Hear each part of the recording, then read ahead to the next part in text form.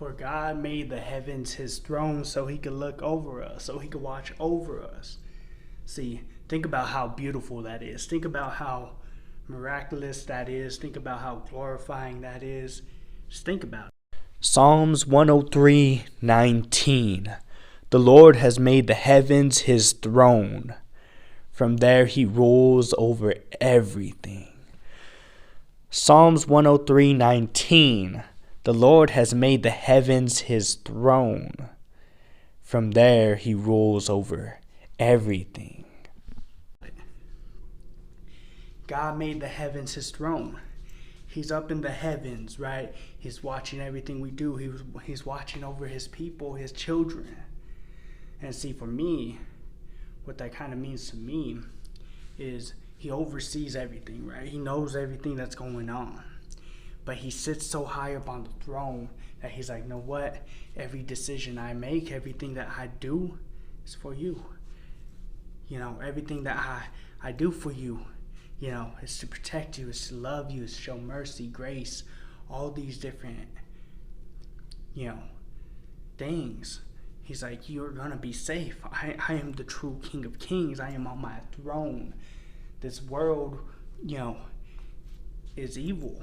But know what? I'm on my throne and I'm here to help you, to guide you, to love you, protect you, right? When I think of a king, right? When I think of royalty, when I think of kingdom, when I think of a throne, I think of protection, guidance, wisdom, love, you know.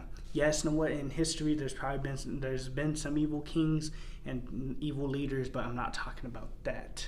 I'm talking about when you know that your king, that your leader, that your father, that your God, right? That God is there to love you, protect you, and keep you moving forward. Bro, that's the beautiful part in it. That's the beautiful part in it. And think about it like this. Everything that we see that's going on, right? God already sees it. He's there. His hand's in the mix. He's there to hold us, to help us, to guide us, to carry us. The only way to do great work is to love what you do. The only way to do great work is to love what you do, to have a passion for it, have a love for it. You know what? That makes sense, right? You could be at a job if you ain't passionate about it. If there's no Steve Jobs, the only way to do great work is to love what you do. The only way to do great work is to love what you do. No love in it, then it's just a job. Maybe you might work hard, maybe, but maybe not, right? See, that true passion is going to show that true hard work, that true passion, that true love for it is going to just really showcase in every single way, right? Showcase in every single way. And one thing I've noticed, though, is we get so complacent, and you hear me talk about being complacent all the time. We get complacent, we get lazy, we get comfortable, right? We get all these different things, and it starts to stack up, it starts to affect us. We ain't doing the work that we used to do. We ain't got the passion for it like we did, and it's affecting us in every single way, every single thing that we do. You know what? That's the crazy part, right? That's the crazy part. Think about it like this. If you wanted to be a professional dancer, right? But there was no love for it anymore, and you're just kind of there, your work ain't gonna be as superb as it once was or as it could be, because there's no love or passion there. Think about it. If there's no love, there's no passion for it, then the drive to do better and better and better is not there. The passion and drive to do better and better and better, it's not gonna happen, right? See, this is why you got to keep loving what you do and have a passion for it. Courage is not being afraid. It's being afraid and doing it anyways, right? See, that's when the courage kicks in, right? That's the meaning of courage. You know, Shoot, just because someone's courageous doesn't mean that they're not afraid. Doesn't mean that they're not scared. Doesn't mean Gina Bianchini. Courage is not being afraid. It's being afraid and doing it anyways. Courage is not being afraid. It's being afraid and doing it anyways. That there's no fear running through the bones. Because there is. But think about it like this, right? See, with everything that's going on around us, everything that happens, right? Fear is there. But are you going to take the courageous route and you're going to be like, no, what? Even though I'm afraid, I'm going to do it, right? If you ain't doing it for yourself, if you ain't doing it for others to see what you do, then do it for yourself, right? Me, I ain't living my life to try to be courageous for other people. I'm doing it for myself and for my family. If they need me to be courageous, shoot, I will be there. But see, think about it like this. How many times in your life have you been so afraid that you just let fear take over? I can say I've done that so many times in my life. I'm working on it. I'm trying to get past it. I'm trying to overcome it. I'm trying to do better, right? I'm trying to do better. But see, you got to keep growing. You got to keep pushing yourself. You got to keep, anytime an opportunity comes, you take that opportunity. That's the only way that you're going to grow, you know. But see, this is for the ones that gave into fear. This is for the ones that gave into fear, crippled, froze, hid. There's more opportunities for you to show your courage, more opportunities to show you're courageous, more opportunities that will come your way, but you just got to take that chance. You just got to take that chance. And when you take that chance, right, when you take that chance, you'll be more courageous and you'll feel more proud of yourself. Holding a grudge is like letting somebody live rent-free in your head. Live rent-free in your head. Think about it. Shoot, when you hold a grudge, all your energy, all your thought process. Anonymous.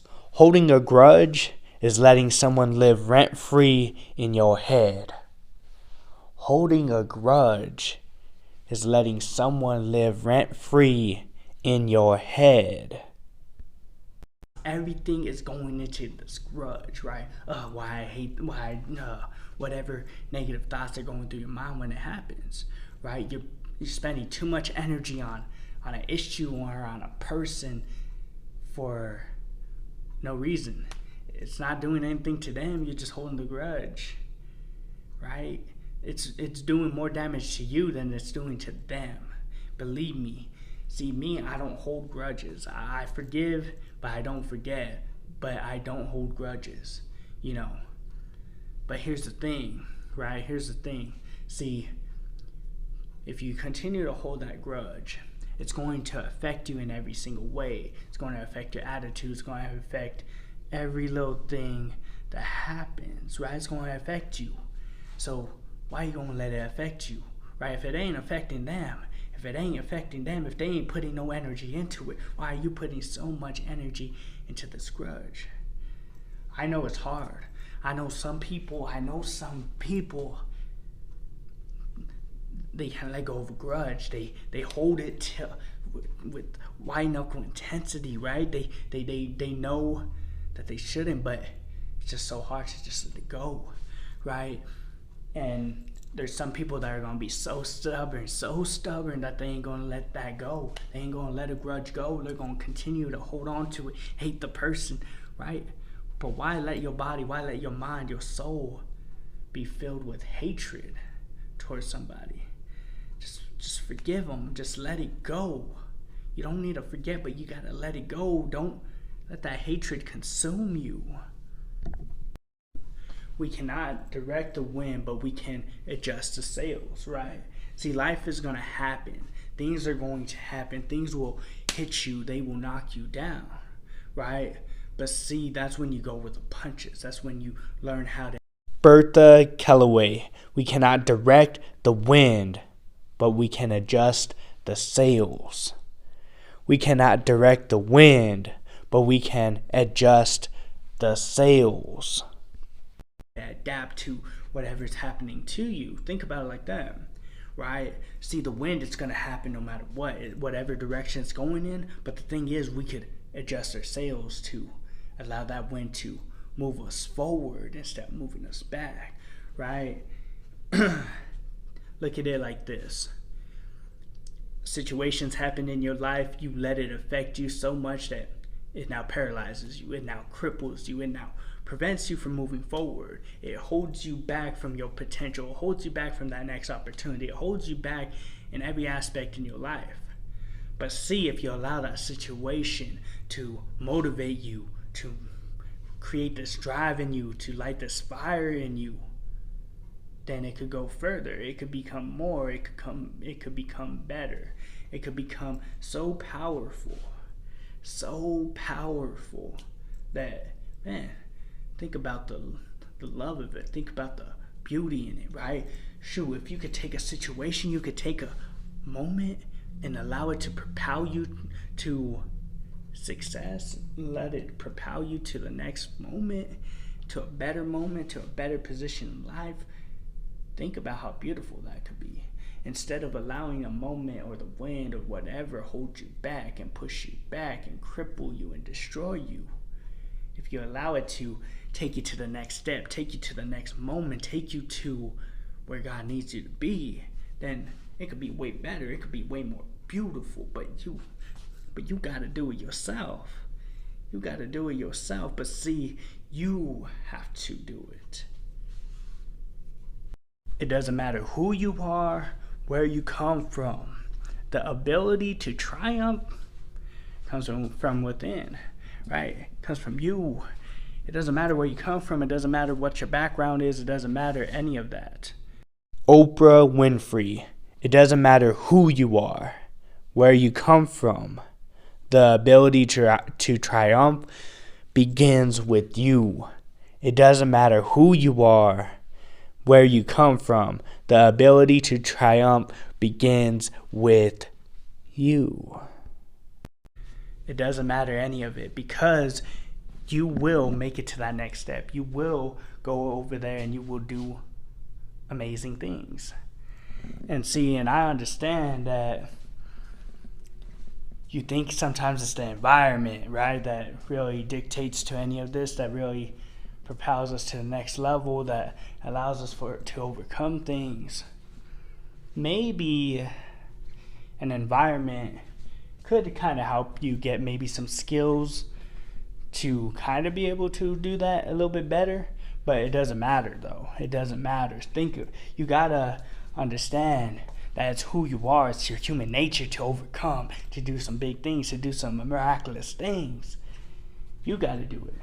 You got to do it, right? And only then when you realize that you have it within you to overcome, to triumph, to do some great, amazing, powerful things, then, man, then you know that it's within you. God's got you.